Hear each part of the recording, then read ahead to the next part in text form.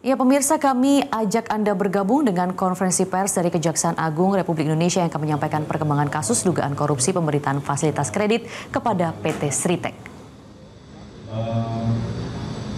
Penyidik telah melakukan pendalaman dalam perkara ini, di mana sebelumnya sudah ditetapkan tersangka kurang lebih hampir 11 orang, dan ketiga dan dari delapan. Pada malam ini bahwa dari hasil pengembangan penyidikan dan dari hasil pemeriksaan kurang lebih 277 saksi dan 4 ahli, dari pendalaman penyidikan telah melakukan pemeriksaan terhadap para saksi dan itu alat bukti. Telah ditetapkan satu tersangka baru dengan inisial IKL terkait dengan bagaimana kronologis perkara ini. Di sini ada Pak Dirdik. Untuk waktu dan kesempatan kami persilakan. Terima kasih Pak Kapus, Pak Kabid. Assalamualaikum warahmatullahi wabarakatuh. Salam, Om Swastiastu, Namo Buddhaya, salam kebajikan, dan rekan-rekan media yang saya hormati dan banggakan. Pada kesempatan ini, sehubungan dengan perkembangan penyidikan perkara dugaan tindak pidana korupsi dalam pemberian kredit PT Bank Pembangunan Daerah Jawa Barat dan Banten, PT Bank DKI, dan Bank Pembangunan Daerah Jawa Tengah kepada PT Sri Rejeki Isman Tbk dan entitas anak usaha, dapat kami sampaikan bahwa berdasarkan hasil pemeriksaan dan alat bukti yang telah diperoleh tim penyidik, yaitu berupa keterangan saksi-saksi, surat, juga ada ahli. Pada hari ini tim penyidik pada Jaksa Agung Muda Tindak Pidana Khusus kembali menetapkan satu orang tersangka dengan identitas yaitu IKL selaku mantan Wakil Direktur Utama PT Sri Rejeki Isman Tbk periode tahun 2012-2023. Perbuatan yang telah dilakukan IKL ini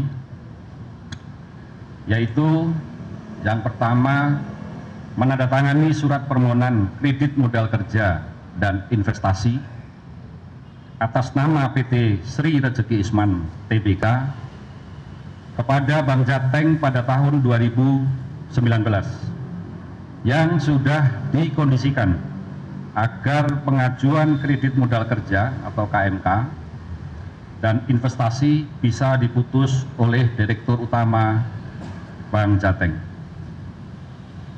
Yang kedua, menandatangani akta perjanjian kredit dengan Bank Pembangunan Daerah Jawa Barat dan Banten pada tahun 2020 yang disadari peruntukannya tidak sesuai dengan akta perjanjian kredit yang telah ditandatangani.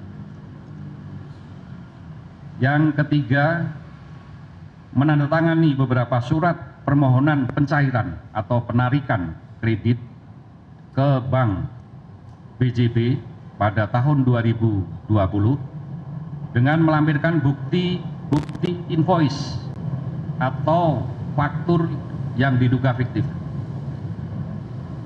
Kerugian keuangan negara tentunya ini satu rangkaian dengan para tersangka yang sudah ditetapkan terdahulu, yaitu kurang lebih 1.850.888.028 rupiah yang saat ini sedang dalam proses penghitungan oleh tim PKN BPKRI.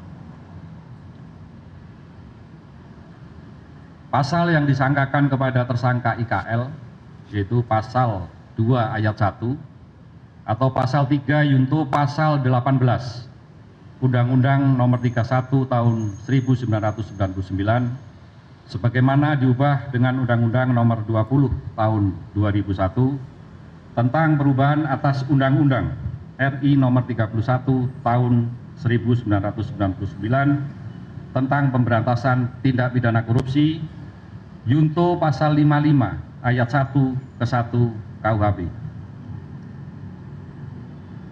Dan untuk kepentingan penyidikan tersangka IKL dilakukan penahanan rutan selama 20 hari ke depan sejak hari ini, yaitu tanggal 13 Agustus 2025 di Rutan Salemba, Cabang Kejaksaan Negeri Jakarta Selatan.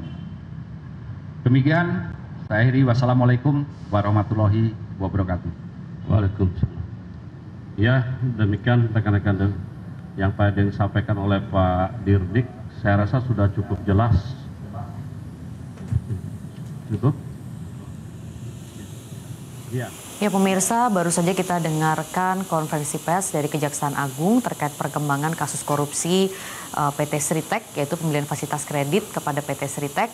Sebagai informasi, Kejagung telah menetapkan 8 tersangka dalam kasus dugaan korupsi pemberian fasilitas kredit kepada PT Sritek oleh sejumlah bank plat merah. Dan tadi Kejagung mengumumkan ada tambahan 1 tersangka kembali terkait kasus korupsi di PT Sritek ini.